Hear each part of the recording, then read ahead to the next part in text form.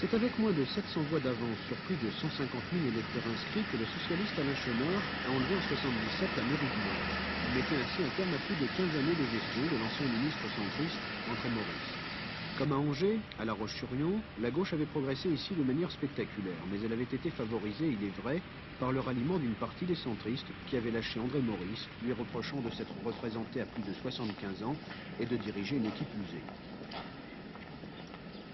On ne change pas une équipe qui gagne. Telle est la ligne de conduite des partis de gauche qui ont naturellement renouvelé leur confiance à Alain Chenard.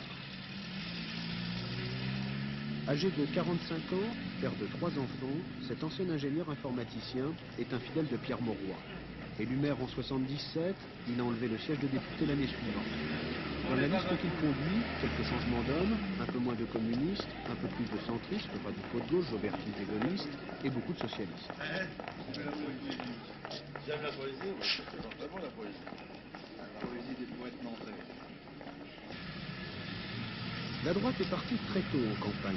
Dès l'été dernier sont apparues ses premières affiches. Après quelques tiraillements, elle s'est choisie pour chef de file le sénateur RPR Michel Chauty. Cet ancien représentant, père de 10 enfants, a été maire de Saint-Herblain pendant 18 ans, avant d'être battu en 1977 par Jean-Marc Ayrault. Sa campagne, il l'amène d'abord sur les thèmes nationaux, notamment la gestion socialiste jugée catastrophique et la liberté de l'enseignement, thème qui a rassemblé 30 000 sympathisants en décembre dernier.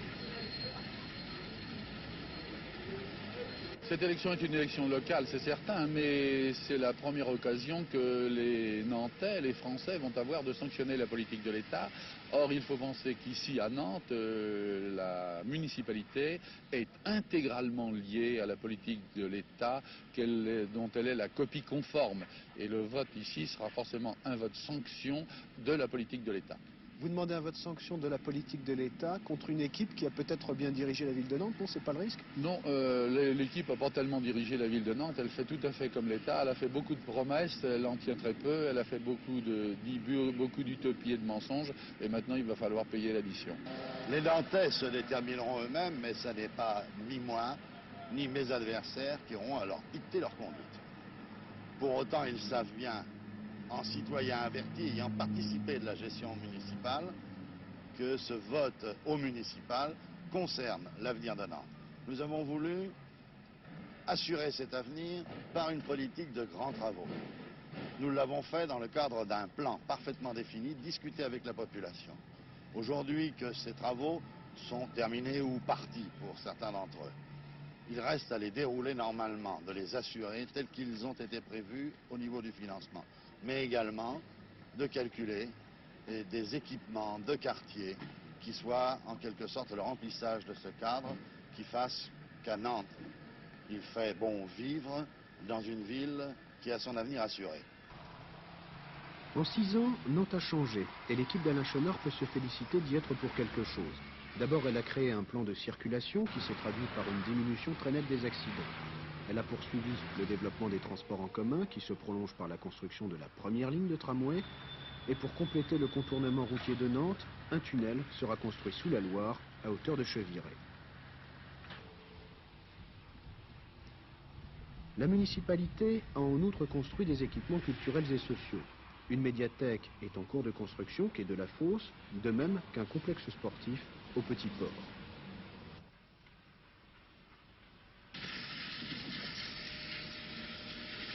Enfin, le nouveau stade de 50 000 places accueillera en juin 1984 les matchs du championnat d'Europe de football. Il remplacera Marcel Sopin, devenu trop petit. Pour tous ces grands travaux, la municipalité a utilisé à fond les subventions qui lui étaient proposées par l'État.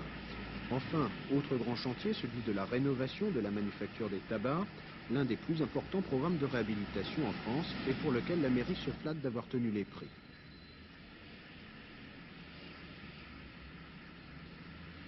Je me souviens qu'en 1977, nous nous battions pour un contournement de la ville plutôt que des pénétrantes. À la même époque, il était prévu de démolir cette manufacture des tabacs. Voilà 100 ans qu'elle s'insère dans le site, 100 ans qu'elle appartient au paysage. Elle faisait partie des données sentimentales de la ville de Nantes. On ne fait pas de l'économie qu'avec du sentiment. Pour autant, lui donner cette dimension, c'est peut-être une approche humaniste. C'est ce que nous avons souhaité. La réhabilitation de la manufacture des tabacs, la mise en place d'équipements de quartier, dans un quartier qui mourait et qui maintenant revit.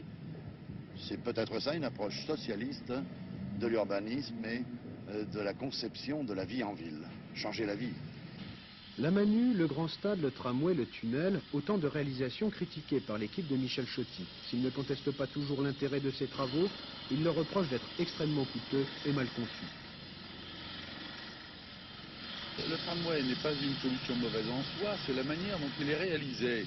Le tramway est mis dans un site propre et ce site coupe la circulation de manière prioritaire pour le tramway. Alors ici, nous sommes à la Croix-Bonneau et on a cet exemple extraordinaire. Voyez-vous, nous sommes à la Croix-Bonneau, nous avons devant nous là-bas le chemin du corps de garde, nous sommes ici avec le chemin des pavillons.